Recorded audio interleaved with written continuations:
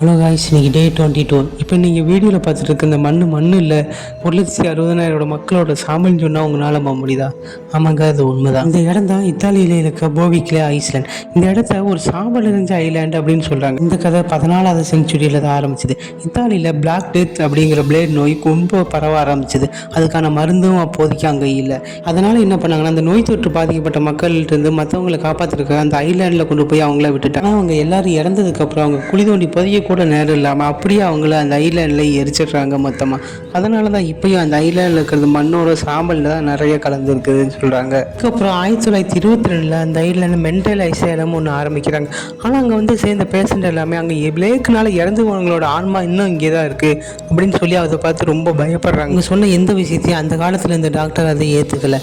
அவங்கள கூட்டிகிட்டு போய் நிறைய கொடூரமான எக்ஸ்பெரிமெண்ட்டுக்கு பயன்படுத்திக்கிறாங்க. ஆனால் அந்த காலத்தில் இந்த டாக்டர் இவங்க சொல்கிறது எதுவுமே கேட்காம இவங்களை வச்சு நிறைய கொடூரமான எக்ஸ்பெரிமெண்ட்ஸ் எல்லாம் பண்ணியிருக்காங்க. அந்த ஹாஸ்பிட்டலில் சேர்ந்த ஹெட் டாக்டர் இவங்களை வச்சு நிறைய பிரெயின் எக்ஸ்பெரிமெண்ட்டும் பண்ணியிருக்காங்கன்னு சொல்கிறாங்க. இந்த அளவுக்கு கொடூரம்னா மயக்க மருந்தே கொடுக்காம அவங்களுக்கு அறுவை சிகிச்சை எல்லாம் பண்ணியிருக்காங்க. இப்படியே கொஞ்ச நாள் போக அங்கே இருக்க டாக்டர்களுக்குமே அதோட ஆன்மாக்களோட தொல்லைகள் இருந்திருக்கு.